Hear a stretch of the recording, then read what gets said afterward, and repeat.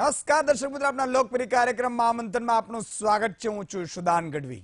3 રાજ્યોની વિધાનસભાની ચૂંટણીમાં જનતાએ કોંગ્રેસ પર વિશ્વાસ મૂક્યો અને તેને કમાન સોંપવાનો નિર્ધાર કર્યો. પરંતુ સત્તા પર આરૂઢ થયા બાદ કોંગ્રેસ જનતાને આપેલા વાયદાઓ પૂરા કરશે કે કેમ? કેમ કે જેટલી વખત ચૂંટણી આવે ત્યારે અનેક રાજકીય પાર્ટીઓ વાયદાઓની વણઝાર સર્જે છે. એમ પણ વચનો આપવામાં દરિદ્રતા શા માટે દેખાડવી? ત્યારે સવાલ એ છે કે શું હવે માત્ર વચનો પાડવાની પ્રથા શરૂ થશે ખરી? શું કોંગ્રેસે કરેલા વાયદા મુજબ બેરોજગારો માસિક ભથ્થું આપશે બેરોજગારોને? શું વૃદ્ધોને પેન્શન આપશે? ખેડૂતોનું દેવું માફ થશે? આ તમામ બાબત પર છે આજનું મહામંથન મારી સાથે.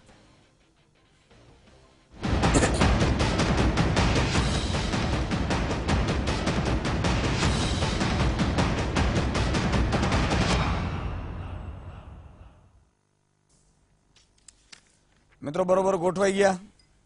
જમવાનું બાકી છે કે જમી લીધું? અચ્છા, જમવાનું બાકી છે અડધા ને મારી જેમ. હું તમારી જેવો કિસ્મત વાળો નથી. મારે જમવાનું મોડું થાય છે. કારણ કે સાહેબ કંઈક પામવા માટે કંઈક ગુમાવવું પડે છે, ત્યાગ કરવું પડે છે. આ બધાને જનતાના હિત માટે જ્યારે આપણે લડતા હોઈએ, જનતા માટે કંઈક કરવાની તમન્ના હોય, જિંદગીમાં ભગવાને કંઈક સર્જન કર્યું છે તો પરમાર્થ માટે શું કરી શકીએ, લોકો માટે શું કરી શકીએ, અને જે માધ્યમ આપણે આપ્યું હોય ભગવાને, જ્યાં આપણે બેસાડ્યા હોય ત્યાંથી શું સારું કરી શકીએ, એ માટેનું રોજ મંથન આપણે કરીએ છીએ. તમે ઘણા બધા લોકો જોડાણા છે, ઘણા જોડાઈ રહ્યા છે, ઘણા મને ખબર છે. એક તો દેવરાજભાઈ અમારા જામ છે, તો દર રોજ સવારેથી સાંજ સુધી 10 વ્યક્તિઓને મહામંથન જોવાની અપીલ કરે. એવા ઘણા બધા, એક ઘણા બધા. એનું કારણ શું છે સાહેબ? કે કોઈની આશાની કિરણ દેખાણી છે. હું ભગવાનને હંમેશા પ્રાર્થના કરતો હોઉં છું, આપની આશા ઉપર હું ખરો ઉતરતો રહું. કારણ કે મને પણ ડર લાગતો હોય છે કે કંઈક હું પોલિટિકલ પાર્ટીઓની જેમ ખોટી રીતે ખોટા રસ્તે તો નથી જઈ રહ્યો ને એમ. પણ મંથન કરતો હોઉં છું ત્યારે હંમેશા એક વાત ચોક્કસ આવે છે કે સચ્ચાઈ, સાતત્ય અને લોક ઉપયોગી વાત એ ક્યારે જૂઠી નથી હોતી, એ ક્યારે સ્વાર્થ માટે નથી હોતી. અને એટલે જ આજે ગુજરાતની એક જનતાથી, એ શહેરની જનતા હોય, ગામડાની જનતા હોય કે ખૂણા ખૂણામાં બેઠેલા અમારા વાડીઓમાં ભાઈએ, અને ઘણા લોકો તો યુટ્યુબના માધ્યમથી પણ, ફેસબુકના માધ્યમથી પણ જુએ છે, જે લોકો નથી પહોંચી શકતા ઘરે. પણ હું અપીલ કરું છું કે આપ ટીવી ઉપર વધારે જુઓ તો આખું શું છે, પરિવાર આખો જોડાશે. ઘણા લોકો મને એમ કહે છે કે સુદાનભાઈ વ્યસન થઈ ગયું છે. હું તો આમ તો વ્યસન મુક્તિ અભિયાન ચલાવું છું, પણ સાચી ને સારી વસ્તુનો, સત્સંગનો સાહેબ વ્યસન થાય તો એ સારું છે. કોઈ સારી કાર્યક્રમનો વ્યસન થાય તો એ સારું છે. વ્યસન છે ને હંમેશા સદુપયોગ માટે હોવું જોઈએ, સાતત્ય માટે હોવું જોઈએ, પરમાર્થ માટે હોવું જોઈએ. વ્યસન ઘણા તો તમને ખબર છે, ઘણા એવા વ્યસન છે એનાથી આપણે દૂર રહેવું જોઈએ, આપણે બધાએ. પણ આજે જે વાત કરવી છે મહામંથનમાં મિત્રો, 3 મુદ્દે મારે વાત કરવી છે. કે 3 રાજ્યોને કોંગ્રેસને, 3 રાજ્યોની જનતાએ કોંગ્રેસને બેસાડી. ઓલમોસ્ટ રાજસ્થાનમાં તો 5 વર્ષે બદલી નાખે છે, પણ મધ્યપ્રદેશ ને છત્તીસગઢ એ 2માં 15 વર્ષે સરકાર આવી છે. સરકાર આવી છે એના ઘણા બધા કારણો પણ છે. અને અગાઉ પણ મેં કહ્યું હતું કે ખેડૂતોનું, ગઈકાલે આપણે વિડીયો જોયો, મજા પડી હતી ને બધાને વિડીયોની. જે પણ મિત્રોએ વિડીયો બનાવ્યો, અદ્ભુત વિડીયો છે. મને દિલ સ્પર્શી ગયો કે આપણા દેશનો વિકાસ કેમ ન થાય. સાહેબ સારા અધિકારી ને સારા નેતાઓ આવી જાય, આ 5 વર્ષની અંદર આ દેશ છે ને એ દુનિયાને દેખાડી દે કેમ વિકાસ થાય. થઈ શકે, બધું પોસિબલ છે, કશું વસ્તુ ઇમ્પોસિબલ નથી. અને તમે સાચી રીતે જાઓ તો ભગવાન તમને સાથ આપતો હોય છે. રાજા કેવા હોય. આજે હું એક વિડીયો એમ જ યુટ્યુબ ઉપર ચડી આવ્યું, ભાવનગર શિહોરના દેપાલજી ગોહિલનો વિડીયો હતો સાહેબ. એને ખબર પડી કે એક ચારણ છે, એની પાસે બળદ નથી, અને પોતાના રાજમાં જ્યારે ચક્કર મારવા નીકળ્યા ત્યારે એમણે જોયું કે એ બહેનને, પોતાની પત્નીને એને જોયું કે આ તો પત્નીને શું કહેવાય, એક બાજુ બળદ ને એક બાજુ પત્નીથી વાવે છે, વાવણી કરે છે સાહેબ. ઉપર વરસાદ ચડી રહ્યો છે અને એને એવું લાગે છે કે જલ્દી વાવાઈ જાય, નહીં તો મારે વાવણી બાકી રહી જશે. સાહેબ, ખેડૂતોના વાવણા હોય ને, વાવણા લણણી બહુ જ અગત્યની ઇમ્પોર્ટન્ટ એ ઘડી હોય છે. અને એ સમયે દેપાલજી ગોહિલ એ નીકળ્યા અને એને રાજના માણસોને મોકલ્યા કે બહેનને જોડીને આ બેઠા છે, કોણ છે આ માથા ફરે? એટલે આ પણ ચારણ માથા ફરેલો તો એમણે કીધું કે દેપાલજીને કહો કે મારી પાસે બળદ નથી, એવું પોતાને જો ચિંતા થતી હોય તો પોતે આવી જાય. અને સાહેબ, દેપાલજી ઇતિહાસ સાક્ષી છે, જોઈ લેજો. આમાં તો આપણી પાસે લખાયેલા હોય છે ઇતિહાસ. આપણે તો હવે તો વાંચતા નથી ઇતિહાસ, તકલીફી છે ઘણા લોકોને. હરિશ્ચંદ્ર રાજાની આપણે ખબર નથી, જે આપણે ખરેખર જોવું જોઈએ. આપણે ક્યાં ભણીએ છીએ એ પણ ખબર નથી. અને દેપાલજી એ ગોહિલ, જે શિહોરનો, ભાવનગરના એ શિહોરનો રાજા સાહેબ, ત્યારે ભાવનગર નહોતું એવું મેં આજે સાંભળ્યું. એ શિહોરના રાજા પોતે જ એ દોંસરી ઉપાડી કંધા ઉપર, એને દોંસરી કહેવાય, 7 તીડા હોય, અને એ એક બાજુ બળદ અને એક બાજુ એ મહારાજા, અને ખેડૂતે વાવણી કરી. હું એટલા માટે કહું છું કે રાજા કેવા હોવો જોઈએ, મહારાજા કેવા હોવો જોઈએ, એક પણ નિર્ણય એવો લેવો ના જોઈએ જે જનતાના હિતની વિરુદ્ધ નો હોય. એક પણ કારણ એવું ના હોય જે જનતાના હિતની વિરુદ્ધની હોય. કોઈ પણ બુચિસિયા તમને આવીને પટાવી જાય ને એવી રીતે આપણે પટી જઈએ એમ, અને ઉદ્યોગપતિ અમીર બનતા જાય અને ગરીબ ગરીબ બનતા જાય. આ દેશની દશા બદલવી જોઈએ, દિશા બદલવી જોઈએ. પણ શું કઈ રીતે? 3 રાજ્યોમાં કોંગ્રેસના નેતાઓને સરકાર આપી છે, ત્યારે મારે એ લોકોને યાદ કરાવવું છે. રાહુલ ગાંધીજીને એના નેતાઓને કેટલીક બાબત છે. ભલે મધ્યપ્રદેશની જનતાની હોય, છત્તીસગઢની હોય, રાજસ્થાનની, હિન્દુસ્તાનની કોઈ પણ જનતા હોય, તમારા ઉપર વિશ્વાસ મૂકે છે, તમારે એ વિશ્વાસ પૂરો કરવાની જવાબદારી બને છે.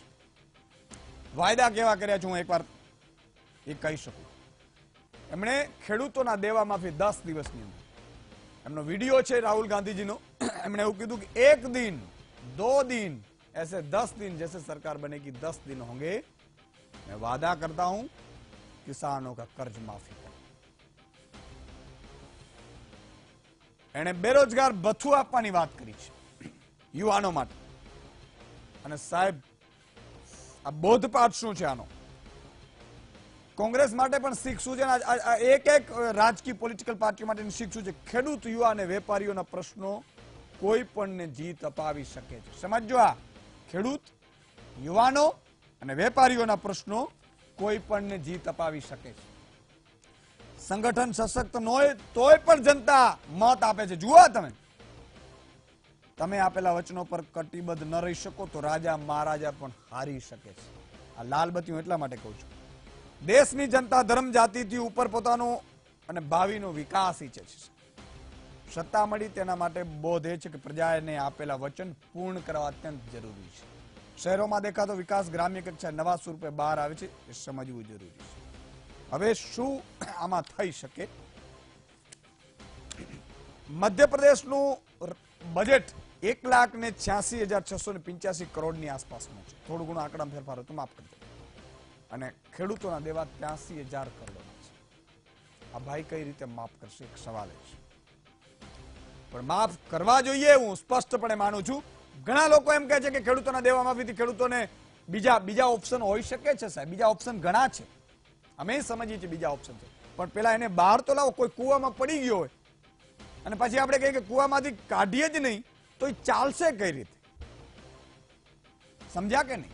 અને તમે એમ કહો છો કે અમારા ટેક્સના પૈસાના ખેડૂતોને શું કામ દેવા માફ કરી? તો હું એટલા માટે પણ તમને કહું છું સાહેબ કે તમે ટેક્સ ભરો છો એનાથી વધારે હુંડિયામણથી ટેક્સ આવે છે, ખેડૂતોના કારણે આવે છે. આજે હું તમને એનો જવાબ આપું છું. તમને ઘણા લોકો મને એમ પણ પૂછે છે કે સુદાનભાઈ, તમે આવી રીતે કહો છો, કઈ રીતે થાય કેમ ન થાય? તમે ઉદ્યોગો માટે માફ કરી શકો છો. એનપીએ એટલે શું ખબર છે? હું તમને એ પણ સમજાવું. આજે મારે તમામ મુદ્દા ઉપર કેવી છે વાત કે કેમ સરકારો ન કરી શકે ને કેમ કરી શકે. હું તમને દાખલા રૂપે આપું છું કે કોઈએ 20,000 કરોડની ઉદ્યોગપતિએ લોન લીધી, એનો વ્યાજ હોય એની 25,000 30,000 કરોડ થયો. પછી એ એમ કે ભાઈ મને આમાં હું ભરી શકું એમ નથી. તો ભરી નથી શકું એમ ભાઈ, તો શું કરશો? તો કે એક કામ કરો, 10,000 કરોડ રૂપિયા હું ભરી દઉં, બાકી બધા માફ કરી દો. તો ઠીક છે, એ પછી સેટલમેન્ટ થાય 10,000, તો બાકીના જે 20,000 કરોડ રૂપિયા થયા એ તમે કેમ અહીંયા માફ કરી શકો છો? અને અહીંયા માફ થઈ જાય. 3.5 લાખ કરોડ રૂપિયામાં એનપીએ થયા છે, એના ઓન રેકોર્ડ છે. તો 3.5 લાખ કરોડ જો ઇનામ આપ થઈ શકતા હોય તો આના ન થઈ શકે? જવાબ આપો.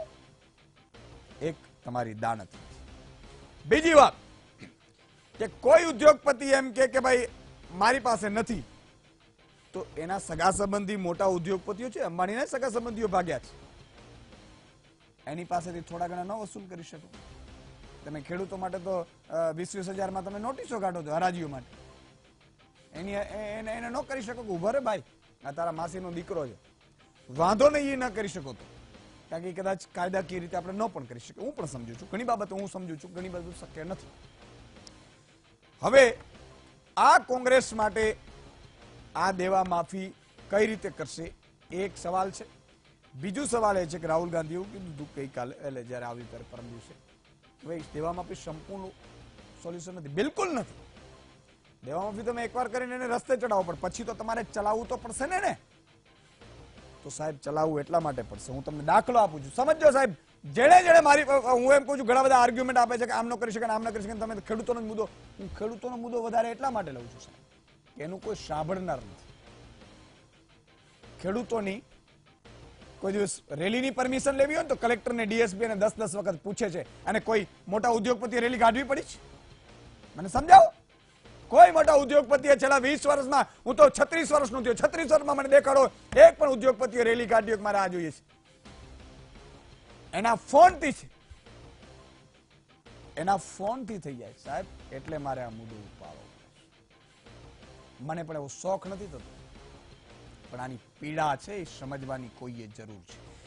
ખેડૂતોનું હું એટલા માટે કહું છું કે માત્ર દેવા માફી ઉપાય નથી, પણ આપણે શહેરોમાં છેલ્લા 15 વર્ષ પહેલા તમે અમદાવાદમાં આવ્યા હો કે વડોદરામાં આવ્યા હો, મધ્યપ્રદેશમાં આવ્યા, જયપુરમાં આવ્યા, બ્રિજો નથી બન્યા?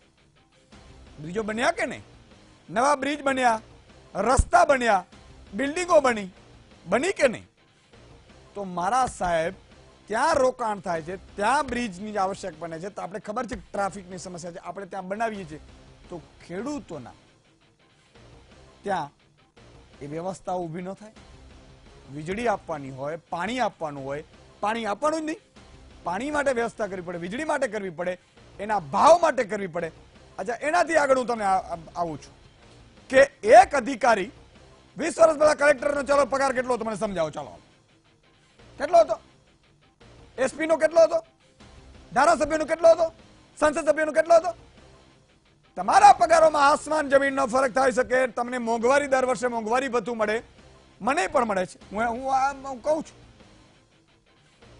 તો મારો એક ગામમાં વસતો ખેડૂત એ વર્ષો પહેલા 200-300 માં ઘઉં વેચતો હતો, આજે 250-300 માં વેચે છે. ત્યાં કશું જ નહીં. અને પછી તમે એમ કહો ખેડૂતોને તમે બહુ આપીએ છીએ. કોઈ પણ ની સરકાર હોય, અહીંયા તો કોંગ્રેસની સરકાર છે ને ત્રણેયની, હવે એને પૂછીશું આપણે.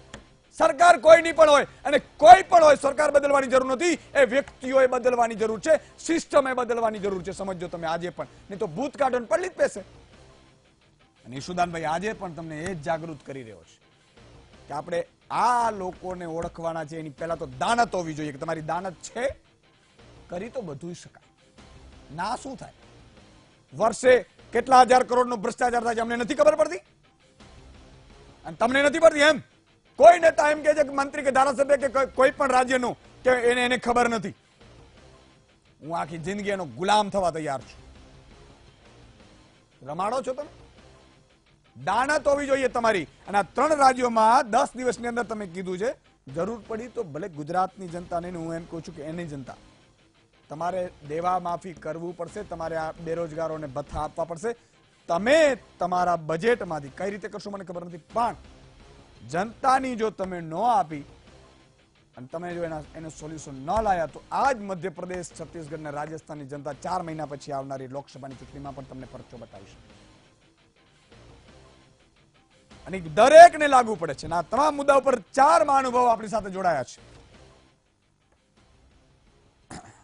3 મહાનુભાવો જોડાયા છે. નરેન્દ્રભાઈ રાવત છે, કોંગ્રેસના નેતા છે. અનિલભાઈ પટેલ ભાજપના નેતા છે. અને રાજકીય વિશ્લેષક રજનીકાંતભાઈ દેસાઈ જોડાયા છે. નરેન્દ્રભાઈ, હું શરૂઆત આપણાથી કરવા માંગીશ, કારણ કે ગુજરાતમાં ભલે આપણે 80 અટકી ગયા, પણ મધ્યપ્રદેશ, રાજસ્થાન, છત્તીસગઢમાં સારું છે, પણ મધ્યપ્રદેશમાં પણ કટોકટીમાં પણ આપણે બેસાડી દીધી જનતાએ. હવે આજે હવે અત્યારે જો કે સીએમ ના ગડબડથલમાં મારે નથી પૂછવું, તમારો પ્રશ્ન છે, એમાં મારે ભાજપને રસ ન હોય, તમને રસ ન હોય, એટલે તમને હોય, મને ન હોય, જનતાને ન હોય. મુખ્યમંત્રી તમે જેને બનાવવું હોય એને બનાવો, પણ મોટા મોટા વચનો આપી ચૂક્યા છો. જો કે અહીંયા તો ગુજરાતમાં તો તમે ખેડૂતોને દેવા માફી આપી છે, છતાંય પણ ગુજરાતની જનતાએ ના ચૂંટી તમને, એ વાત અલગ છે. તમે શિક્ષણ માટે પણ ફ્રીનું વચન આપ્યું હતું, છતાંય ગુજરાતની જનતા જે શહેરોની હતી એમણે તમને ના ચૂંટ્યા, એને ન ગમ્યું હશે, એને ફી ભરવી હશે, જે પણ કારણે મને નથી ખબર. પણ મધ્યપ્રદેશ, રાજસ્થાન અને છત્તીસગઢમાં તમે શું કરશો, અથવા તો તમારા નેતાઓ સાથે તમારી વાતો થતી હશે, કરી શકશો પૂરા વચનો? આપ જાણો છો કે બધા 3 રાજ્યોની 5 રાજ્યોની ચૂંટણીમાં 3 રાજ્યોમાં કોંગ્રેસનો વિજય થયો છે અને એની અંદર અમે ખેડૂતો માટે, બેરોજગારો માટે જે જાહેરાતો કરી છે, જે અમારો મેનિફેસ્ટો ડિક્લેર કર્યો છે, આપ જાણો છો ને એની ચર્ચા કરી રહ્યા છો. પણ વાસ્તવિકતા કેમ છે? તમે અમે ગુજરાતની વાત કરી કે ગુજરાતમાં પણ તમે દેવા માફીની વાત કરી, તેની અસર ન થઈ. હવે પરિસ્થિતિનું નિર્માણ કેમ થયું કે આ દેશમાં આપ જે ચિંતા કરો છો એ બાબતમાં મારો શું પુરાવો છું કે ખેડૂતને એટલે કે જગતના તાતને ભૂલી જવામાં આવે છે. અને એની વાસ્તવિક પરિસ્થિતિ એ છે કે આ દેશ ખેતી પ્રધાન દેશ છે. અત્યારની સરકાર એ ભૂલી ગઈ હતી. જ્યાં 60% આસપાસ આ દેશના લોકો ખેતી પર નિર્ભર છે. એમાંથી એક્ઝેક્ટ પર્સન્ટેજ નહીં પણ લગભગ અડધાથી આસપાસ એક જ ટાઈમ, એક જ સમય એટલે કે એક જ ચોમાસું એટલે કે વરસાદ પર નિર્ભર છે. આ દેશમાં સિંચાઈની વ્યવસ્થા, વીજળીની વ્યવસ્થા એટલે કે પાણી વ્યવસ્થા માટે ખૂબ મોટી તકલીફો ખેડૂતોને છે, એ વાસ્તવિક છે. એમને કોઈ સાંભળનાર નથી, એમની વાત પહોંચતી નથી, પરંતુ થયો સમસ્યા નથી વકરી. જે પ્રકારે ખેડૂતોની સમસ્યા તો વર્ષોથી છે, પરંતુ 2014 પછી એવી પરિસ્થિતિનું નિર્માણ થયું કે મોદીજીએ આવીને એ પ્રકારની વાતો કરી જે આ દેશ વિકાસ પામતો દેશ છે, થર્ડ વર્લ્ડ કન્ટ્રીઝ કહેવાય. હજી સુધી આપણે સંપૂર્ણ વિકસિત થઈ શક્યા નથી. અહીંયા બીપીએલ કેટેગરી એટલે કે બિલો પોવર્ટી લાઇન એટલે કે ટેકનિકલી એવું હું માનું કે જે માણસ દિવસમાં માંડ એક ટાઈમનું ખાવાનું ખાઈ શકતો હોય એને બીપીએલ કેટેગરીથી નીચે ગણી શકાય. હજી પણ સત્તાવાર રીતે યુપીએ સરકારમાં લગભગ 10% જેટલી બીપીએલ કેટેગરીમાં ઘટાડો થયેલો અને અત્યારે સત્તાવાર રીતે આપણે 20 થી 22% લોકો બિલો પોવર્ટી લાઇન છે. એટલે કે સમજી શકો છો કે 120 કરોડની અંદર 30 કરોડથી 40 કરોડ લોકો હજી પણ બિલો પોવર્ટી લાઇન હોય, આ દેશની પરિસ્થિતિ છે. એટલે કે આઝાદી પહેલા જે આ દેશની જે પરિસ્થિતિ હતી, જે અત્યારે સુધરીને હજી સુધી આપણે પહોંચી શક્યા નથી. એવા સમયે નરેન્દ્ર મોદીની સરકાર દ્વારા જે મોટી મોટી વાતો કરવામાં આવી કે આ દેશ સમૃદ્ધ છે, જે પ્રકારે એમને ઇન્ડસ્ટ્રીયલાઇઝેશન કરવું પડ્યું અને એ પ્રકારની જે વાતો કરી, પણ આપ જાણો છો કે 1947 વચનોનું શું થશે? હું આપણા વચનો પર જ આવું છું. આપ જાણો છો કે જે પંજાબની અંદર અમે સરકાર આવ્યા પછી જે પ્રકારે ખેડૂતોની દેવા માફી કરી છે, કર્ણાટકની અંદર બી અમે અમારા વચનો પૂર્ણ કર્યા છે.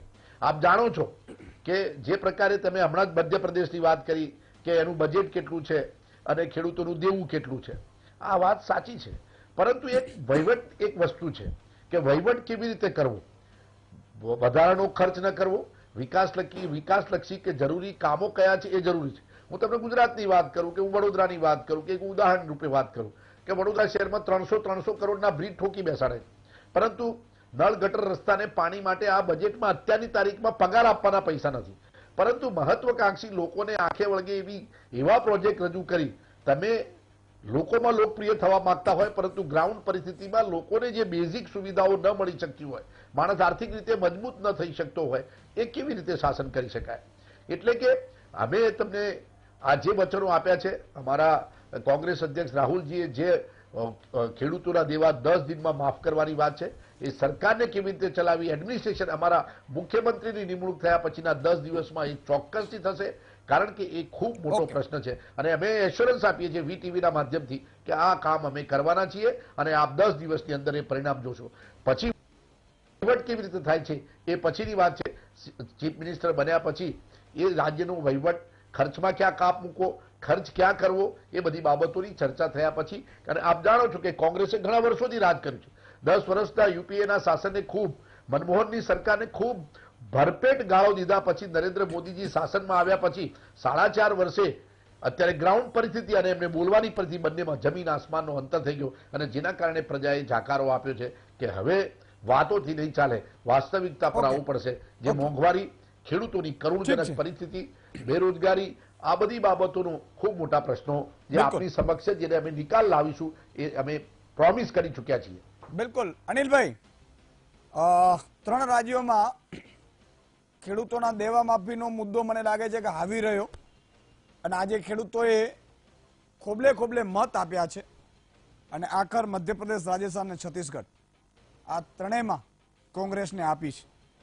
ગુજરાતમાં જો કે સક્સેસ ન રહ્યું એ તમારો લક કહેવાય, એમાં આનંદની વાત છે. પણ હું એમ કહું છું કે કોંગ્રેસ જે રીતે બજેટ છે 1,86,000 કરોડ અને એમાંથી 83,000 કરોડ મધ્યપ્રદેશના દેવા છે, તો આ બધું સેટલ કઈ રીતે થઈ શકે? પૂરા થઈ શકશે વચન કે નહીં કરી શકે?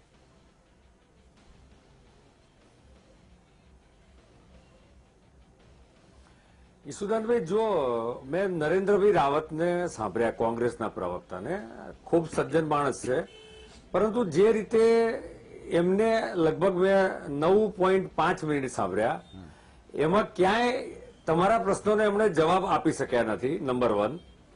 નંબર 2, એમણે કોંગ્રેસની પોલિસીની વાત કરી, આઝાદીથી અત્યાર સુધીની સ્થિતિ, આ બધી ઘણી બધી વાત કરી.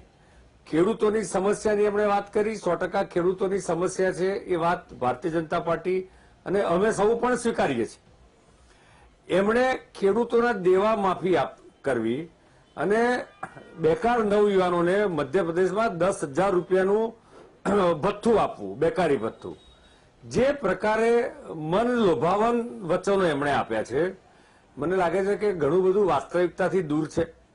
ગુજરાતમાં પણ આપણે કહું, જે રીતે એમણે 2017માં એમના મેનિફેસ્ટોમાં જે વચનો આપ્યા હતા, એમાં ગુજરાતનું અત્યારનું બજેટ 1,86,000 કરોડ છે અને એમણે 2.25 લાખ કરોડ તો ખાલી દેવા માફી, ફી માફી ને એવા જે માફી હતું એ આપ્યા હતા.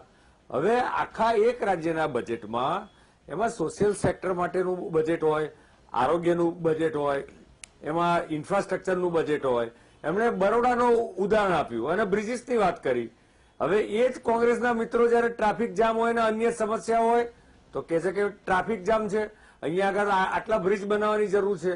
ક્યાંક પાણીની સમસ્યા હોય તો કે અહીંયા આગળ આટલું પાણીની લાઈનો નાખવાની જરૂર છે. એટલે ઇન્ફ્રાસ્ટ્રક્ચર માટે બી ખર્ચો થાય, સોશિયલ સેક્ટર માટે બી ખર્ચો કરવો પડતો હોય સરકારને. અને સરકારને હંમેશા કોઈ પણ બાબત, સરકાર જે બજેટ મૂકે છે એને બેલેન્સ શીટ કહેવાય છે. એટલે સરકારને બધા સેક્ટરને વિચાર કરીને બજેટ બનાવવું પડે. સરકારને જે નબળું સેક્ટર છે, સમાજનો જે ભાગ નબળો છે, જે સમાજ નબળો છે, એને કેવી રીતે અપલિફમેન્ટ કરવું, એક તરફ એકને રાહત આપી અને બીજા પાસેથી ટેક્સ લેવા, એ રીતે સરકાર અલ્ટિમેટલી એનું બેલેન્સ કરતી હોય છે. કોંગ્રેસની જે પદ્ધતિ છે સત્તામાં આવવા માટે, ઝડપી સત્તામાં આવવા માટે, એ એમના જે ફેલિયર છે 60-70 વર્ષનો, હું ઇતિહાસમાં બહુ નહીં જોઉં, પરંતુ એ ફેલિયરની સામે ક્યારેય જોતા જ નથી. પરંતુ સત્તામાં કેવી રીતે ખોટા વચનો આપી, જે વાસ્તવિક રીતે પ્રેક્ટિકલ જ ના હોય, જે ફિઝિબલ યોજનાઓ ના હોય, એવી યોજનાઓની વાત કરીને કેવી રીતે સત્તા પ્રાપ્ત કરી, એ પ્રકારના અડગંડા કોંગ્રેસ અજમાવતી હોય છે. જો ખેડૂતો સાથે, ઈસુદાનભાઈ, આપને પણ ખૂબ લાગણી છે અને અમને પણ ખૂબ લાગણી છે. ખેડૂતો આખા દેશમાં જુદા જુદા રાજ્યોમાં એ કોંગ્રેસની સરકાર હોય કે ભાજપની સરકાર હોય કે સમાજવાદીની કે બસપાની સરકાર હોય, એમની મુશ્કેલીઓ જે ખેડૂત નથી એને પણ ખબર છે. કારણ કે અલ્ટિમેટલી આપણે જગતના તાતની સાથે સાથે એ આપણો પોતાનો પણ જે ખેડૂત નથી એનો તારણહાર છે. જો આ દેશમાં ખેતી જ ન હોય તો આપણી શું સ્થિતિ થાય અને કેટલું ઇમ્પોર્ટ કરવું પડે અને કેવા ભાવે થાય એ તમને મને ખબર છે વાસ્તવિક રીતે. પરંતુ જે મુખ્ય વસ્તુ એ છે કે કોંગ્રેસે જે વચનો આપ્યા એ વચનો પ્રમાણે મધ્યપ્રદેશમાં ખાલી 10,000નું બેકારી ભથ્થું અને ખેડૂતોની દેવા માફી, તો મધ્યપ્રદેશનું જે ટોટલ બજેટ છે અત્યારે એનો 60% ભાગ તો આ જ ખાઈ જાય એવું છે. રાહુલજીનું વોટ્સઅપ પર મેં હમણાં વિડીયો જોયો, હું એ વોટ્સઅપના વિડીયોનો 100% હંમેશા સાચા એવું માનતો Edited નથી, છે. પરંતુ જે રીતના રાહુલજીને સાંભળ્યા એ રીતે આખું એકદમ શીર્ષાસન કરી દીધું. ના ના એડિટ કરેલું. એટલે છેલ્લી વાત કરું, એટલે વોટ્સઅપ વિડીયો એડિટેબલ હોય છે, પરંતુ આ એટલે હશે કદાચ, હું ક્યારેય વોટ્સઅપની વાતને 100% પોઝિટિવ માનતો નથી.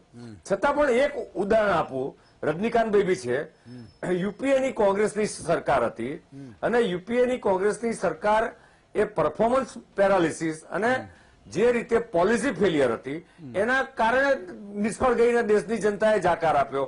નરેન્દ્રભાઈ રાવતે બહુ વખાણ કર્યા. યુપીએની સરકાર વખતે ખેડૂતોની દેવા માફી કરવામાં આવી હતી. હું સ્વીકારું છું કે ખેડૂતોની દેવા માફી કરી એ સારું છે, પરંતુ એ જ યુપીએની સરકાર વખતે ખેડૂતોની શા માટે આ પરિસ્થિતિ છે એ પરિસ્થિતિનો અભ્યાસ કરવા સ્વામિનાથન કમિટી બની. 2004માં કમિટી બની, યુપીએની સરકાર વખતે જ બની, હું ના નથી પાડતો. એની શરૂઆત વાજપેયીજીની સરકાર વખતે સ્ટાર્ટ થયું ને પછી 2004 કે 5માં બની. આ સમિતિએ ખેડૂતોને આ પ્રકારની પરિસ્થિતિ ન થાય એમનો ઉદ્ધાર કરવા માટે કયા કયા સ્ટેપ લેવાના હોય એનો પ્રાથમિક રિપોર્ટ, પહેલો રિપોર્ટ આવ્યો, કોંગ્રેસે કંઈ ના કર્યું. એનો 3 મહિના પછી બીજો રિપોર્ટ આવ્યો, કોંગ્રેસે કંઈ ના કર્યું. વર્ષ પછી ત્રીજો અને પછી છેલ્લો રિપોર્ટ આવ્યો. 2014 સુધી ઈસુદાનભાઈ આ સ્વામિનાથન રિપોર્ટને કોંગ્રેસે ડબ્બામાં મૂકી દીધો. ભારતીય જનતા પાર્ટીએ એના જે જુદા જુદા રિકમેન્ડેશન હતા નરેન્દ્રભાઈ મોદીની સરકારે એ ખેડૂતો માટે, કારણ કે એક ગરીબ ઘરમાંથી આવેલા વ્યક્તિ છે એટલે અને ગામડામાંથી આવેલી વ્યક્તિ છે એટલે ખેડૂતોની જે મુશ્કેલી જે સમજે છે MSP દોઢ ગણી કરવી, કેટલાક કેસમાં તો લગભગ 1.5 ગણી. બિલકુલ. ના ના હું આવીશ આપણે. નહીં, ચોક્કસ. એટલે હવે અમે કોંગ્રેસની જેમ મધ્યપ્રદેશમાં, રાજસ્થાન, એક છેલ્લી વાત, એટલે કોંગ્રેસની જેમ અમે મધ્યપ્રદેશ, રાજસ્થાન અને છત્તીસગઢમાં નકારાત્મક વિરોધ પક્ષ તરીકેનું કોઈ કામ નહીં કરીએ.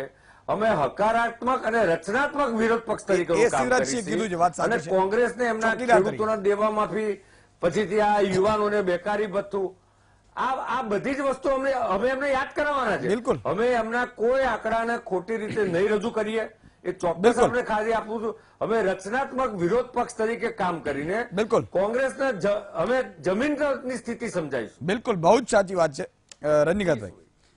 એક કહેવત છે કે ભાઈ વચન આપવામાં દરિદ્રતા છે નહીં, આપો ને તો પેલો નથી કે પેલો કે લીંગણા લઉં 2-4 એમ, તો કે લેને 10-12 એમ, આપણું શું જાય છે એમાં, આપવામાં કઈ વાંધો નહીં. પણ સાહેબ હવે રાજનીતિ બદલાઈ છે, હવે જનતા જાગૃત થઈ છે. ઇવન મહામંથન જેવું જે જનતાને એક એવું યજ્ઞ છે કે જ્યાં દરરોજ સત્ય બહાર નીકળે છે અને અસત્યનું ધીરે ધીરે પણ આપણે હવનમાં હોમતા રહીએ છીએ. ઘણું તો નથી થતું, હું પોતે સ્વીકારું છું, પણ હવે જનતાને ખબર પડે છે. જનતા વિડીયો બહાર કાઢી લે છે, વિડીયો યુટ્યુબમાંથી કરી લે છે. નરેન્દ્રભાઈએ શું આપ્યા હતા વચન, રાહુલ ગાંધીએ શું આપ્યા છે, આ બધા વચનો ઘણા બધાએ 2014માં પૂરા નથી થયા. હવે આટલી બધી યોજનાઓના વચનો 10,000 રૂપિયા ભથ્થું બેરોજગારોને કઈ રીતે આપી શકાય? એક સવાલ તો છે જ, કારણ કે એટલું બજેટ ક્યાંથી લાવવું? યા તો તમે કંઈક બજેટની વ્યવસ્થા કરો તો થાય. અને બીજું, હા, એમનું બજેટ ચૂંટણી ફંડ ક્યાંથી આવી જાય મને નથી ખબર, એ આવી જાય છે. કદાચ મને લાગે છે કે ઉદ્યોગપતિઓનો પ્રેમ એ છલકાઈ જતો હશે. પણ આ વચનોનો શું હાલત થશે? અને કદાચ સપોઝ કે વચનો પૂરા ન થઈ શકે તો જેમ અત્યારે નરેન્દ્રભાઈને પણ લોકો યાદ કરાવે છે કે ભાવ નથી મળતા, નરેન્દ્રભાઈને 15 લાખ રૂપિયા પણ યાદ કરાવડાવે છે, અને એ વિડીયો છે એટલે આમાં કોઈ પેલું તો છે નહીં. તો કોંગ્રેસને પણ આ 5 મહિનામાં પાછા એ જ સ્થિતિ આવીને ઉભી રહી. છત્તીસગઢ, મધ્યપ્રદેશ અને રાજસ્થાન આ 3 રાજ્યોમાં કોંગ્રેસને શાસન મળ્યું છે. કોંગ્રેસે ચૂંટણીમાં જેમ અન્ય રાજકીય પક્ષો વચનો આપે કે અમે ચૂંટાઈને આવીશું તો પ્રજા માટે આટલું આટલું અમે કરીશું, તો કોંગ્રેસે જે વચનો આપ્યા હવે એ વચનોનો અમલ કરવાની એની ફરજ થઈ પડશે. માત્ર એની પાસે 2.5 મહિના છે. 2.5 મહિના એટલા માટે કહું છું કે 16મી માર્ચની આસપાસ ચૂંટણી જાહેર થશે અને ત્યાર પછી આ કામ કરવું મુશ્કેલ થઈ જશે. અને સામે વિરોધ પક્ષમાં ભાજપ જેવો પક્ષ છે, સમજીને ચાલવાની જરૂર છે. ભાજપને વિરોધ પક્ષ તરીકે કામગીરી કરવામાં કોઈ પહોંચી ન શકે. અને અત્યાર સુધીના આપણા અનુભવો છે, સત્તાધારી પક્ષ કરતાં પણ વિરોધ પક્ષ તરીકે ભાજપ બહુ જાગ્રત રહે છે. મધ્યપ્રદેશ, ઝારખંડ અને રાજસ્થાનમાં જે વચનો આપવામાં આવ્યા છે, આપે કહું તેમ વચનો કેવી રીતે પૂરા થશે? વચનો પૂરા થઈ શકે છે, કારણ કે આપેલા વચનો પૂરા કરવા જ પડશે. સામે લોકસભાની ચૂંટણી આવી રહી છે. ભલે તમારી પાસે અત્યારે એમ લાગતું હોય કે આ બજેટ છે ગયા વર્ષનું, તો બજેટમાં તમે ફેબ્રુઆરીમાં તમારે બજેટ રજૂ કરવું પડશે કેન્દ્ર અને રાજ્યોમાં, અને ત્યારે તમે એ બજેટમાં વધારો કરી શકો છો. બીજી એક બાબત પણ એ છે કે કેન્દ્ર પાસે જેમ ગુજરાત આજે લગભગ 2.25 લાખ કરોડનું દેવું છે ગુજરાતને માથે, તે રીતે મધ્યપ્રદેશે પણ કેન્દ્ર પાસેથી લોન લેવી પડે અને એ રીતે પણ એને આ કામ કરવું પડશે. જેટલા પણ એને વચનો આપ્યા છે, કારણ કે એક માત્ર તમે વચન પૂરું કરીને કામ અટકી જવાનું નથી તમારું. ખેડૂતોને આપેલું વચન દેવા માફીનું એ તમે પૂરું કરશો તો સામે યુવાનોની બેરોજગારી સામે ઊભી છે. અન્ય જે વચનો તમે આપ્યા છે એ પણ ઊભા છે, અને આવતા 2.5 મહિના આ બધા જાગૃતિથી એ કામ કરશે. અને ભાજપે તો કશું જ કરવાનું રહેતું નથી. એને જે મેનિફેસ્ટો કોંગ્રેસે બહાર પાડ્યો છે તે જ લઈને બેસવાનું છે કે તમે આટલા વચનો તમારા મેનિફેસ્ટોમાં આપેલા છે એ તમે પૂરા કરો. અને આંદોલનમાં ભાજપને કોઈ પહોંચી ના શકે, કારણ કે ભાજપ પણ લોકસભાની ચૂંટણી જીતવાની છે, કોંગ્રેસે પણ જીતવાની છે. ને આ રાજ્યો એવા છે કે જ્યાં સત્તાધારી પક્ષની સામે મુખ્ય વિરોધ પક્ષ ભાજપ છે, એવા આ રાજ્યો છે. અને ભાજપ બરાબર એની તાકાત અજમાવશે અને ભાજપ પણ મજબૂત થશે.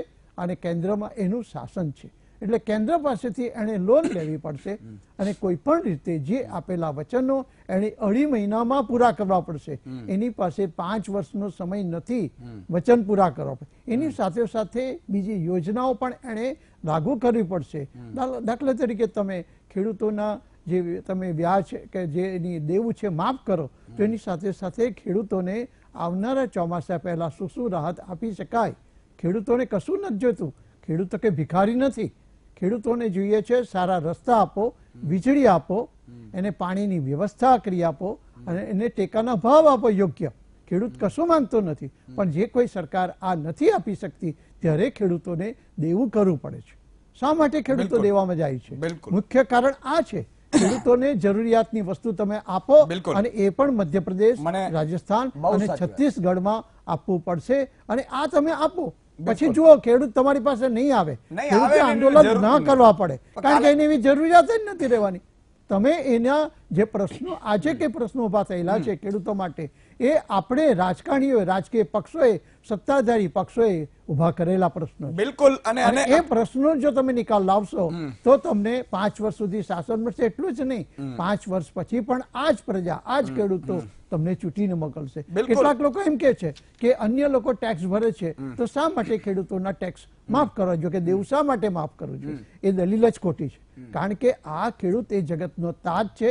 એ જે કઈ મહેનત કરે છે એને પરિણામે આપણે જીવી રહ્યા છે. એનું મુખ્ય કારણ છે ખેડૂત જે રાત ને દિવસ મહેનત કરે છે, એનું આ કારણ છે. એટલે માટે આપણે સમજી લેવાની જરૂર છે કે આઈએએસ આઈપીએસ ને 3 મહિના પગાર ન આપો અને રસ્તા ઉપર ન આવે તો મને યાદ કરજો સાહેબ. એ તો અધિકારી છે ને, સરકારના અધિકારી. ત્યાંથી આગળ કહેવા માંગુ છું કે આજે ઉદ્યોગપતિઓ શા માટે ખેતી નથી કરતા? બિરલા, ટાટા, રિલાયન્સ કે અંબાણી કે એ લોકો શા માટે ખેતી? એ લોકો જાણે છે કે ખેતી કરવામાં ગુમાવવાનું છે, મેળવવાનું કશું જ નથી. ઓકે, તો મુખ્ય કારણ પણ આનો સોલ્યુશન શું થઈ શકે? ઘણા મિત્રો બધા કહેતા હોય તો હું કહી દઉં, કેટલાક અધિકારીઓ જોતા હશે, નેતાઓ જોતા હશે. તો એક તો CSR કમ્પલસરી છે 2%, પણ એ CSR વપરાય છે ક્યાં ખબર છે? પોતાની સ્કૂલોમાં પોતાનું નાનકડું NGO બનાવે, એમાં બધા વાપરી નાખે. અને CSR પણ નક્કી ક્યાંથી આવે છે, કેટલું આવે છે, કોઈ જોતું નથી સાહેબ. CSR માં અડધી ફી છે ને ગુજરાતની ભરાઈ જાય એમ છે. CSR માંથી તમે એવું કાયદામાં નોટિફિકેશન બહાર પાડો કે CSR છે હવે મુખ્યમંત્રી ફંડમાં જશે અને 367 કરોડ ગુજરાતનો છે, અને ઈ CSR કદાચ 500 કરોડના ટર્ન ઉપર જઈ 50 કરોડે લઈ આવો, અને 50 કરોડે લઈ આવો સાહેબ, તો હું એમ કહું છું કે 8-10 હજાર કરોડ રૂપિયા CSR આવી શકે. આંકડો અંદાજિત છે. અને 8-10 હજાર કરોડ રૂપિયા તમે બીજા શિક્ષણ, એજ્યુકેશનમાં નાખો તો હું એમ કહું છું ના શું થઈ શકે? પણ તમારામાં દાનત હોવી જોઈએ, તમારામાં વિઝન હોવું જોઈએ, અને તમારે કરવા માટેની હિંમત હોવી જોઈએ. અને જેણે પોતાની સમજો કે અદાણી છે, અંબાણી છે, પોતાની સ્કૂલો ખોલે તો એના નામે ખોલે તો બીજા એના રૂપિયા આપે ને ભાઈ. CSR ના રૂપિયા એમાં કેમ ન ખવડાવો છો? એટલે એક વસ્તુ ઈ છે. બીજી વાત કે તમે કરપ્શન સાહેબ જાહેરમાં એકવાર કોઈ ઉચ્ચ અધિકારી અથવા તો ઉચ્ચ નેતા કહી દે કે મારા રાજમાં આજે ખબરદાર જો કોઈએ કરપ્શન કરવાની હિંમત કરી, સાહેબ મહામંથન VTV ના માધ્યમથી જો અધિકારીઓ ડરતા હોય, નેતાઓ ડરતા હોય, તો તમે તો સરકાર ચલાવો છો સાહેબ. એકવાર ચીસ પાડો કે IAS IPS જે પણ ખાલી કરપ્શન કરીને એના રૂપિયા બેંક એકાઉન્ટ ચેક કરો ને જો એમાંથી નીકળતા ન હોય તો એને ગાલી દો અંદર. તાકાત છે કોઈની સાહેબ હિંમત કરી શકે? અને અધિકારી તો બિચારા અમે ડરપોક હોય છે, કારણ કે એને તો નોકરી માનબાન મળ્યું છે. આ બધી સ્થિતિઓ છે અને અધિકારીઓ ઘણા સારા અને ઈમાનદાર છે સાહેબ. આ કરપ્શનના કારણે સારા ઈમાનદાર નોકરિયાતોને અધિકારીઓને આગળ કોઈ નથી આવવા દેતું. સારા નેતાઓ છે એને તમે ને હું ચૂંટતા નથી, એને ઘરે મોકલીએ છીએ, કારણ કે આપણે પણ લાલચુ છીએ. ચૂંટણી આવે છે થોડું ઘણું માલ મને પણ મળી જાય, પણ હરામનો ખાઈને હરામનો ખવડાવીને તમારે જાવું છે ક્યાં? તમારા સંતાનોને નરકમાં મોકલવાના છે? નરક એટલે હું એટલા માટે કહું છું કદાચ ઉપર ભૂલી પણ જાઓ, પણ અહીંયા સાહેબ ખોટી સંગતે ચડી જશે અથવા તો નાની ઉંમરે તમને વિદાય કરીને વયા જશે ને આપણે બાપ તરીકે ખંભો આપવો પડશે. બહુ સ્થિતિ ખરાબ. અને એટલા માટે હું કહું છું જેણે હરામનું ખાયું છે ને, એક માણસ તમે મને દેખાડજો જે માણસ સુખી હોય છે. અને સુખી એટલે સંપત્તિથી નથી હોતો. આ તમને એવું લાગશે કે સુદાનભાઈ કથાકારના રોલમાં આવી ગયા એટલા માટે આવવું પડે છે કે એ લોકો નથી કહેતા. ખરેખર આ કેવું જોઈએ ને, કથાઓ સૌથી વધુ કથાઓ આપણે ત્યાં થાય બોલો ભારતમાં, અને બૂચ અહીંથી જ મરાય છે. અને હું તો જે ટ્રસ્ટો લઈને બેઠા છે એને પણ અપીલ કરું છું સાહેબ કાળા ધોળા રહેવા દેજો. બહુ ભગવાન તમને પણ માફ નહીં કરે, તમારી સ્થિતિ પણ બહુ ખરાબ આવશે. સારું કરતા હશો નો ડાઉટ, પણ એવા લોકોના તમે રૂપિયા ધોળા કરો ને સાહેબ કે જેને ખરેખર ઈ સરકારનું ટેક્સ ઘટાડે છે. તમે વિચાર કરો કે એક નાના ઉદ્યોગ પાસેથી કેટલી લાંચ લેવામાં આવે છે સાહેબ. અધિકારીઓ તપાસ તો કરાવડાવે, એમ કહું છું, કોઈ નેતા તપાસ કરાવડાવે કે એક બિચારો નાનો ઉદ્યોગપતિ હશે ને, નાના શું કામ પૂરા થઈ ગયા ખબર છે? લાખ રૂપિયા બધા બૂચ મારવા મર મહિને 2 મહિને બિચારાને રહેવા નથી. અને 10-15% સાહેબ ઉદ્યોગોમાં તમે ખરાબ ન એટલે ખોટું ન કરો ને તો સંપૂર્ણ નિયમોથી ચાલી ન શકે. હું નાના ઉદ્યોગોની વાત કરું છું. મોટા ઉદ્યોગો તો ગામ આખા એમને મજા હડપ કરી જાય છે ને, ગૌચરની જમીન હડપ કરે ને તો એમ કહે છે કે ના બરોબર ચાલે છે, બધું બરોબર છે, એકદમ કાગળ ઉપર રિપોર્ટ આવે. એટલે મારી અપીલ છે કે સાહેબ તમે ધારો, સરકાર ધારે, અધિકારીઓ ધારે તો રૂપિયા તો આમ બને. ગુજરાતની જનતા હોય કે મધ્યપ્રદેશની હોય, રૂપિયા તો તમારી પાસે ઢગલા બંધ આવે છે, પણ તમે કોઈ ચંદ લોકોને આપવાનો પ્રયાસ કરો છો ને એના કારણે આ બીજા દુઃખી થાય છે. કારણ કે એક ગ્લાસમાં પાણી છે આ બરોબર, હવે હું એકલો પી જાઉં અથવા તો હું 5 લોકોમાં વહેંચું તો ફરક ને, બસ આ જ સ્થિતિ છે. અત્યારે તમે જુઓ છો કે અમીર છે એ અમીર બને છે, ગરીબ છે એ ગરીબ બને છે, કારણ કે તમારી નીતિઓના કારણે. વિરામ બાદ આવીશું, ફોન લાઈન ખોલીશું, આપનો મત પણ જાણીશું. ચિંતા ના કરો, વિરામ બાદ.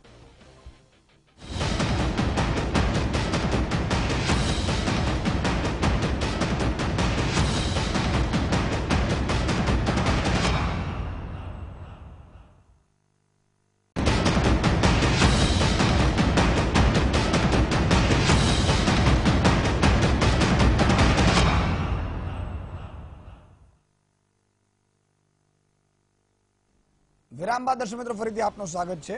મહાનુભાવો સાથે જોડીએ પેલા એક વિનુભા જોડાયા છે બરવાડાથી. દર્શક મિત્રને પણ વચ્ચે લઈ દે. જી વિનુભાઈ નમસ્કાર, જય માતાજી સુદાનભાઈ.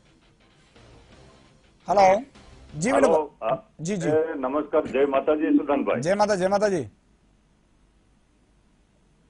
હવે જો કોઈ આ VTV ના માધ્યમથી જે ઈસુદાનભાઈ ગઢવી જે જાગૃતિ ફેલાવે છે ને, હવે એક પણ ટીવી ચેનલમાં કોઈ જાગૃતિ નથી ફેલાવતી. પેલા તો એના માટે ખૂબ ખૂબ ધન્યવાદ. થેન્ક યુ સાહેબ, થેન્ક યુ. બહુ ઉત્તમ કાર્ય જો કોઈ કર્યું ને. એક પણ ચેનલ, હું કથાકારોની ચેનલ નહીં કહું છું, આ 10 જેટલી કથાકારોની ચેનલ આવે એમાં આટલી જાગૃતિ નથી જોવા મળતી. સમજી ગયા? કોઈ શિક્ષક નો શીખવી શકે એવું કામ તમારું છે સાહેબ. આ દિલના અવાજ છે હો સાહેબ, આ કોઈ બીજાનું બોલવું નથી. આપણે કોઈ પાર્ટીમાં નથી માનતા, આપણે કોઈ પાર્ટીના નથી. બિલકુલ તમારા બધાના આશીર્વાદ છે અને ભગવાન, હું તો નિમિત્ત છું સાહેબ, ભગવાન કરાવડાવે છે. આ જરૂરિયાત છે. છતાં પણ આ સંસ્કારોથી થાય છે. સંસ્કાર હોય તો બધું થાય છે. ના ના ના ના વાત તમારી બહુ સાચી છે અને તમારો ખૂબ ખૂબ આભાર, કારણ કે જે રીતે લોકોનો પ્રેમ મળી રહ્યો છે, હું હંમેશા વધારેમાં વધારે શું સેવા થઈ શકે મારા માધ્યમથી અથવા તો મારા થકી એવો પ્રયાસ હું કરતો હોઉં છું. નરેન્દ્રભાઈ, ફરીથી હું આપના પાસે આવવા માંગીશ કે સમજવાની કોશિશ એ કરીશું કે ખરેખર જૂનામાં આપણે ભૂતકાળ તો આપણે બધી એમાં નહીં જઈએ કે લાંબુ ટાઈમ જે છે, હવે થોડું વચ્ચે એકાદ દર્શક મિત્રોને પણ લેતો રહું, પણ ખરેખર એ વચનો પૂરા થઈ શકે એવા નહીં હોય અથવા તો નહીં થશે તો લોકસભામાં આપને નુકસાન થવાની પાછી પણ શક્યતા છે. સુદાનભાઈ, આપ જાણો છો કે જે પ્રકારે પંજાબની અંદર દેવા માફીની જે વાત કરેલી અને અમે પરિપૂર્ણ કરી છે, અને કર્ણાટકની અંદર પણ આપ જોઈ શકો છો. હું અનિલભાઈને એ જ કહેવા માંગુ છું કે આ બે રાજ્યોના ઉદાહરણ તમે જોઈ શકો છો કે જેની નિયત સ્પષ્ટ હોય કે એક આનાથી દેવા માફીથી તાત્કાલિક ખેડૂતનું જીવન ધોરણ ઊંચું થઈ જવાનું નથી, પરંતુ એક મુશ્કેલીમાંથી ઉગારવાનો એક ખૂબ મોટો પ્રશ્ન છે. કારણ કે છેલ્લા 4.5 વર્ષથી તો વધારે પરિસ્થિતિ વિકટ બની છે, કારણ કે નોટબંધી અને જીએસટી અને બીજા કારણોના લીધે સૌથી વધારે કદાચ તકલીફ પડી હોય તો ખેડૂતોને પડી છે, અને એ સ્વીકારવું પડશે. અને આ બાબતે કોંગ્રેસે જે મેનિફેસ્ટો ડિક્લેર કર્યો છે એની માટેની વ્યવસ્થા અમે અમારા નેતાઓએ વિચારી લીધેલી છે કે અમે અમારા બીજા ખર્ચામાં કાપ મૂકીશું. બની શકે તો લોન કે 1 વર્ષના બજેટની અંદર આ ફાળવવાનું નથી હોતું.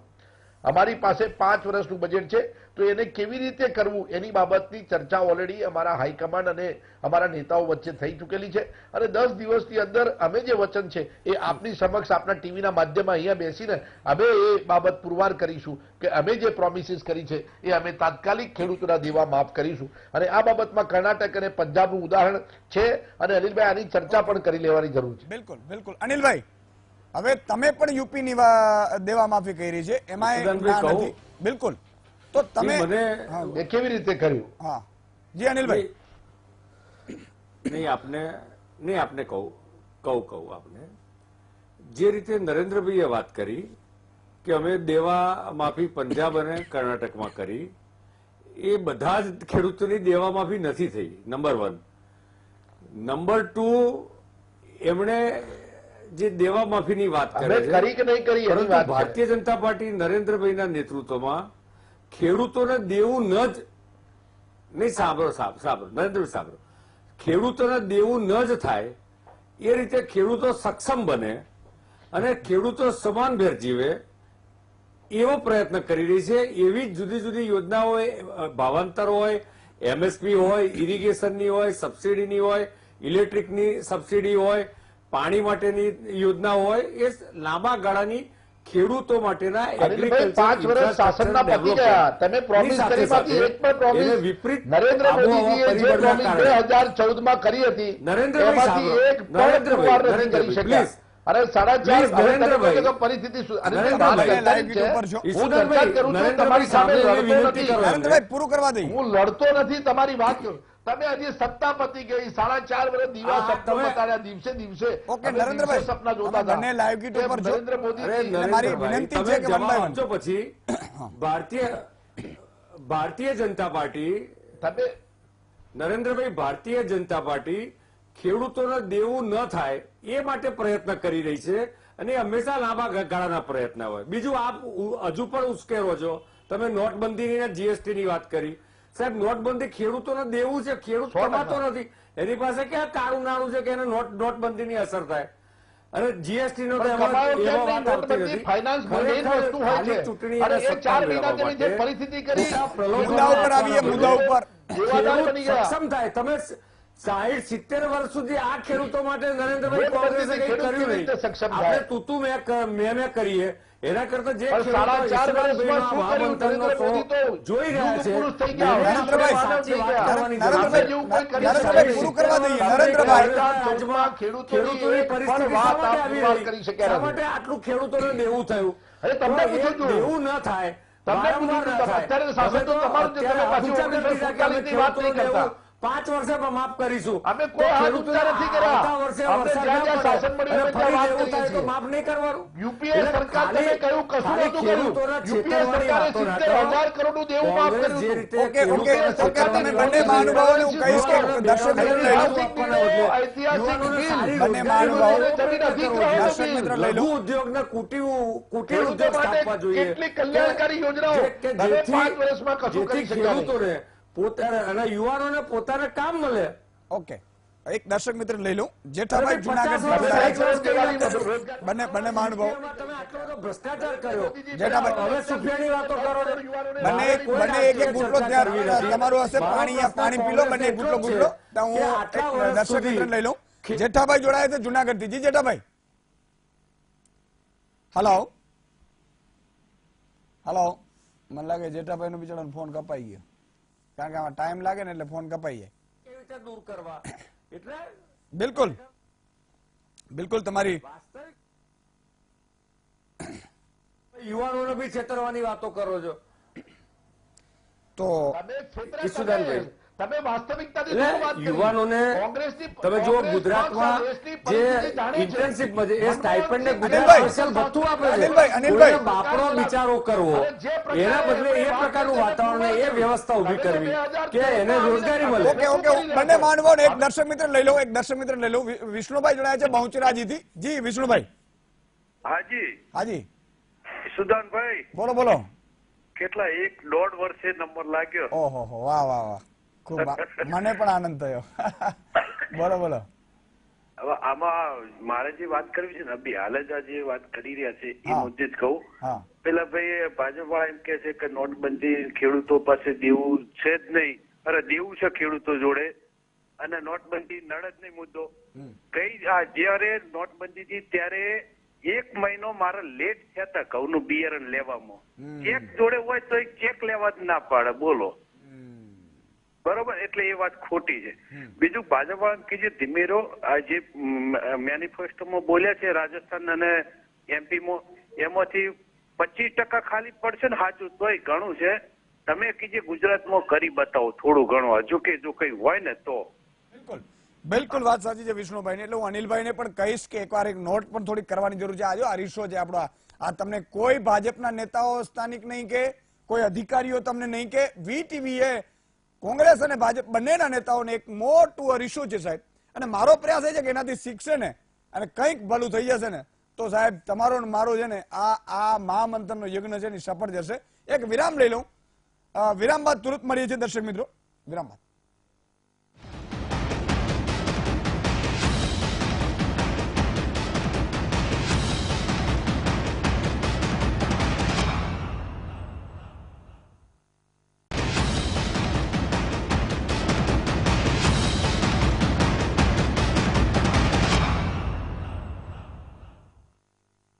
વિરામ બાદ દર્શક મિત્રો ફરીથી આપનું સ્વાગત છે. સંક્ષિપ્તમાં રજનીકાંતભાઈ ઉકેલ શું?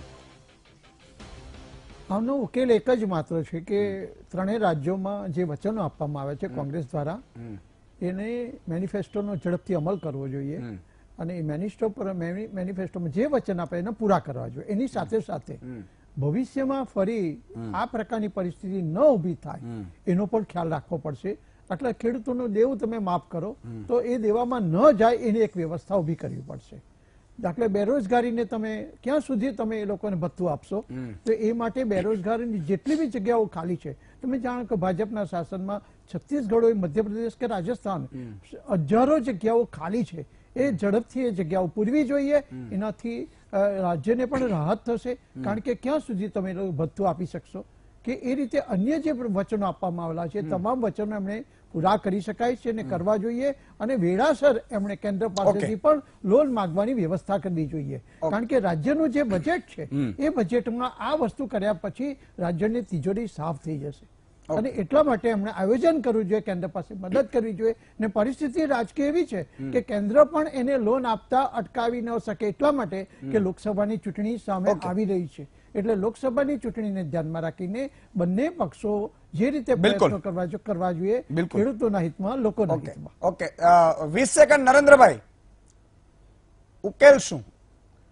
હા, એટલે જે પ્રકારે કોંગ્રેસ પાર્ટી દ્વારા રાજસ્થાન, મધ્યપ્રદેશ અને છત્તીસગઢમાં જે વચનો આપ્યા છે વચનો અમે પૂર્ણ કરીશું. ખેડૂતોના દેવા માફી સાથે બેરોજગારી માટેના જે પ્રશ્નો છે અને એ પ્રશ્નો માટે અમે અમારા મેનિફેસ્ટો પ્રમાણે પાર પાડીશું અને આપની સમક્ષ આવીશું. ઓકે. પરંતુ જે પ્રકારે કેન્દ્ર સરકારે તમે એનપીએ ની વાત કરી હતી, લગભગ 3.25 થી 3.5 કરોડ રૂપિયાના દેવા એનપીએ એટલે ઇન્ડસ્ટ્રીયલિસ્ટના દેવા માફ કર્યા છે. એની જગ્યાએ લાખ કરોડ, એટલે એ તમે સમજી શકો છો કે કઈ રીતે કેન્દ્ર સરકારના મોદીજીએ ખેડૂતો માટે કરી શક્યા હોત, પરંતુ એમની પાસે ખેડૂતો માટે સમય નહોતો. 20 સેકન્ડ અનિલભાઈ, પરિસ્થિતિનું નિર્માણ. અનિલભાઈ 20 સેકન્ડ. લોકસભા આવે છે, આપણે ગુજરાતમાં પણ કંઈક કરવું જોઈએ અને તમે જવાબ આપતા 20 સેકન્ડ. નહીં, મને એવું લાગે છે કે હા ચોક્કસ ખેડૂતોને દેવા ન થાય વારંવાર એ પરિસ્થિતિનું નિર્માણ કરવું જોઈએ. એવા કાયદા અને એવી નિયમો બનાવવા જોઈએ, યુવાનોને રોજગારી પ્રાપ્ત થાય એવી પરિસ્થિતિનું નિર્માણ સરકારે કરવું જોઈએ કે જેમાં સ્વરોજગારી પ્રાપ્ત થાય, નહીં કે કોંગ્રેસની જેમ. કારણ કે એક તરફ ઉદ્યોગો નાખશો તો જ યુવાનોને રોજગારી મળશે. 15 વર્ષથી મધ્યપ્રદેશમાં તમે હતા, 25 વર્ષથી ગુજરાતમાં તમે છો, અને પ્રશ્ન કોને પૂછી રહ્યા છો? અને જે રીતે એનપીએ ની વાત કરી નરેન્દ્રભાઈ, અનિલભાઈ તમે 25 વર્ષ ગુજરાતમાં થયા, 15 વર્ષ રાજસ્થાન, 15 વર્ષ મધ્યપ્રદેશ, 15 વર્ષ છત્તીસગઢ. શરમ આવી જોઈએ. તમે આ બધું કરી ચૂક્યા છો ને. આટલો બધો સમય તમને દેશની પ્રજાએ, રાજ્યની પ્રજાએ તમને શાસનમાં રાખ્યા છે. ઉદ્યોગો નાખો. અમે નથી કરી શકતા, તમે કરી બતાવી. ખેડૂતોને મદદ કરવી જોઈએ. ગરીબ અને દલિત સમાજને ગુજરાતના ખેડૂતો ભૂખે મરે છે. ગુજરાતના ખેડૂતોની બી પરિસ્થિતિ ખરાબ છે. તમે આ સૌથી પહેલા તમે ગુજરાત કોંગ્રેસ જવડાવો કે 60 વર્ષ સુધી દેશમાં શા માટે અરે વીટીવીના માધ્યમથી જે પ્રકારે વાત થઈ રહી છે ખેડૂતોના પ્રશ્નોની દયાની, તો મારી ઈચ્છા છે કે ગુજરાતમાં તમે એ જ પરિસ્થિતિનું નિર્માણ છે. ગુજરાતનો ખેડૂત માલદાર નથી. મોદીજી એવું સમગ્ર દેશમાં પ્રચાર કરતા હતા. મોદીજી પ્રચાર કરતા હતા કે મારો ખેડૂત દર મહિને મારુતિ બહાર પાડે છે. આવી વાત ગત આખા દેશમાં કરી છે. ઓકે, સમયનો અભાવ છે. અમે બીજા રાજ્યોમાં ગયા છીએ. સમયનો અભાવ છે. આ બંને મહાનુભાવો, બિલકુલ બંને મહાનુભાવોને ફરીથી એકવાર આપણે મળીશું. બિલકુલ સમયનો અભાવ છે, સમયનો અભાવ છે. એટલે અનિલભાઈ, પરિમલભાઈ, નરેન્દ્રભાઈ, ત્રણે ત્રણ મહાનુભાવોનો ખૂબ ખૂબ આભાર. દર્શક મિત્રો પણ જોડાયા, એ પણ આભાર. જેમનું નથી લાગ્યું એમને વિશેષ વંદન. મને ખબર છે ફોન લાઈન, કારણ કે અહીંયા ઘણો બધા ભેગા ફોન કરતા હોય છે તો નથી લાગતું, પણ ક્યારેક લાગશે. આ યજ્ઞ છે, અધર્મ વિરુદ્ધ ધર્મની લડાઈ છે. હું પહેલા જ કહું છું, આપણે કોઈના પક્ષાપક્ષીથી હું પર રહું છું. આપને પણ મારી અપીલ છે, ગુજરાતની જનતાને ખાસ કરીને, ભલે મધ્યપ્રદેશ, રાજસ્થાન ને છત્તીસગઢની જનતા માટે આપણે કર્યું હોય, પણ એની સાથે આપણે પણ આવી જઈએ છીએ. ખેડૂતોને મારી ઈચ્છા એવી છે સરકારની કે ખેડૂતોની ખેતી આધુનિક બનાવો, ખેતીમાં વધુમાં વધુ ઉત્પાદન થાય એ માટેનો પ્રયાસ કરો. એના માટે પાણીની, સિંચાઈની વ્યવસ્થા કરાવડાવો. સાથે સાથે વીજળી અને ભાવ છે એ ખેડૂત નક્કી કરે, અથવા તો જેમ વાઇબ્રન્ટ ગુજરાત ઉદ્યોગો આવવા માટે કરાય છે એવી જ રીતે દેશ વિદેશમાં જેમ આપણી મગફળી છે, કપાસ છે, એવા જે મોટા મોટા પાકો છે, તેલીબિયા છે, આ બધાની જે વિદેશમાં આપણી જરૂરિયાત છે એટલી અહીંયા રાખવાની, વિદેશમાં જે નિકાસ થાય એ માટે એક વાઇબ્રન્ટ એવી રીતે આયોજન કરવું જોઈએ ગુજરાત સરકારે, કે જેથી કરીને વાવતા પહેલા ભાવ એ નક્કી થઈ જાય. અને એ નક્કી થયેલા ભાવથી સાહેબ તમે જોજો કે ગુજરાતનો ખેડૂત છે ને એ તમારા ઉપર બોજ નહીં બને, ઉલટાણું તમને ઊંડિયામણ આપશે. સાથે સાથે એની 8-10 લાખ રૂપિયો એક 30-40 વીઘા ખેડૂતને જો 3 પાકથી મળશે તો એ બજારમાં ઠલવાશે, બજારમાં પણ તેજી આવશે અને ગુજરાત છે એ નંબર 1 રાજ્ય બની શકશે. તમે કલ્પના કરો, માત્ર ને માત્ર તમારી ખાલી સિસ્ટમ છે સુધારવાની છે. જેમ પહેલા કપાસ છે એ ચીનમાં જતું હતું તો વિચાર કરો એક્સપોર્ટ થતું હતું તો કેટલું ભાવ 1500 સુધી પહોંચ્યો હતો. તો આ જ સ્થિતિ છે જ્યાં દેશ વિદેશમાં. અને બીજું કે ખેતીને આધુનિક બનાવો, તો પછી ખેડૂતોને તમે દેવા માફી માંગતા નથી, પણ જરૂરિયાત છે એટલા માટે આ સ્થિતિ છે. તો એની એક તમે વ્યવસ્થા ઊભી કરો ને વ્યવસ્થા એક વાર થશે, તમે જોજો તમને કમાઈને ઊંડિયામણ કમાઈને ખેડૂત આપશે. ડોલર છે ને એ જે નીચે જાય છે ને એ ઉપર આવશે. એટલે આ જે આખી ઘટના છે એમાં આપ બધા સિસ્ટમ એક બનાવડાવો, મારી અપીલ છે. અને આખી ઘટનામાં એક જ વસ્તુ સિમ્પલ છે કે તમારી નિયત સાફ હોવી જોઈએ, નીતિ સાફ હોવી જોઈએ, ભ્રષ્ટાચાર વિરોધી ગુજરાત હોવું જોઈએ, ભ્રષ્ટાચાર મુક્ત ગુજરાત હોવું જોઈએ અને ગુજરાતમાં એક એક નાગરિકને, નાનામાં નાના નાગરિકને ન્યાય મળવો જોઈએ. મોટાને નહીં મળશે, ન્યાય તો મળવું જોઈએ મોટાને પણ મોટાને તમે રાહતો નહીં આપો તો ચાલશે. આજે બસ